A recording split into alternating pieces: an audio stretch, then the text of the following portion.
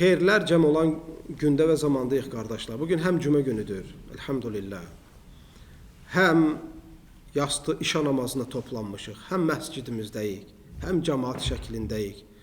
Elhamdülillah, Allah cümləmizdən nemətlərini əsirgəməsin. Özümə və sizə bir hədisi xatırladacağım. Hədisin içində olan faydaları anlatacağım. Allah Azze ve Celle anlamaqda, əməl etməkdə və əməl edərkən ixlaslı olmaqda hamımıza kömək eləsin. Zeyd ibn Ərqam radiyallahu anhudan möhtəşəm bir hədis var. Zeyd ibn Ərqam radiyallahu anhu buyurur ki, Peyğəmbər sallallahu aleyhi və səlləmin belə bir dua elədiyini eşitdim. Allahümme inni a'udhu bike min ilmin la yenfa' ve min nefsin la teşba' ve min kalbin la yakşa' ve min da'vatin la yustecabu leha. Resulullah sallallahu aleyhi ve sellemin 4 şeyden Allah'a sığındığını gördüm. Birincisi, ey Allah'ım, fayda vermeyen elimden sana sığınırım. Qorxmayan qəlbdən sənə sığınıram. Doymayan nəfsdən sənə sığınıram. Qəbul olunmayan duadan sənə sığınıram. Neçə oldu? Birincisi nə idi, qardaşlar? Təkrarlayaq bərabər şəkildə. Fayda verməyən elm. Doymayan nəfs. Qorxmayan qəlb. Qəbul olunmayan dua. Bu hədis harada gəlir? Sahih Müslim'de gelir.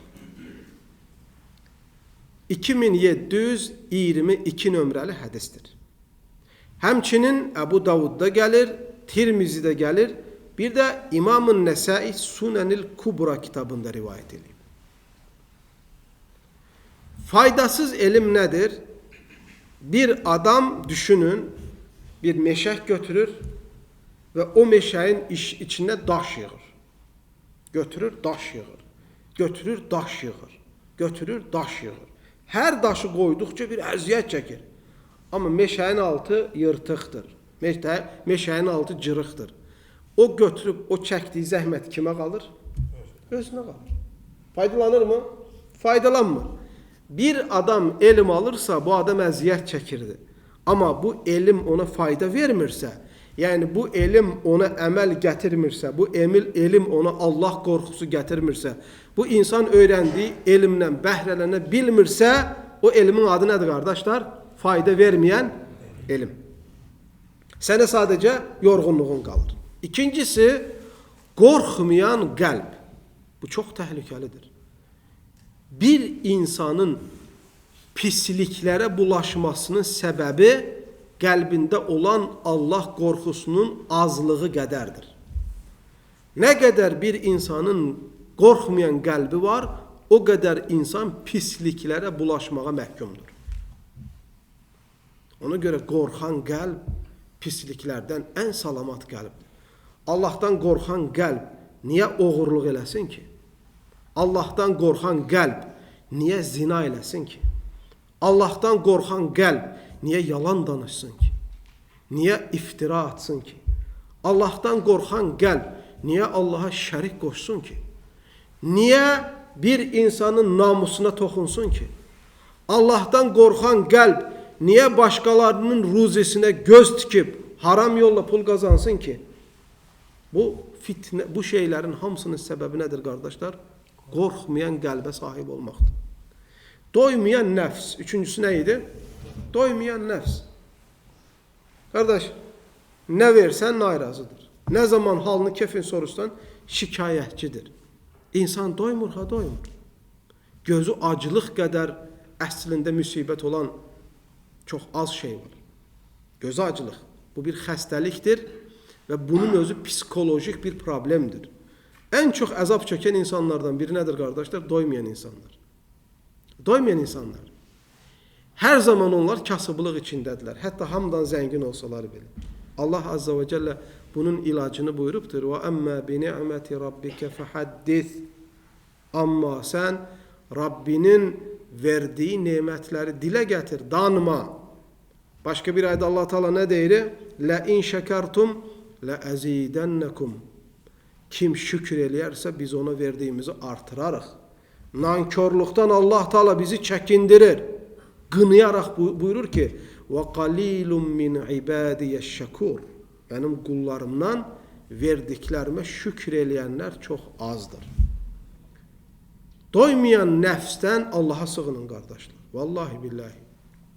Adam elə ki doymamazlığa, göz aclığa düçar oldusa, ölene kimi o insan yoxsulluğun əziyyətini çəkir.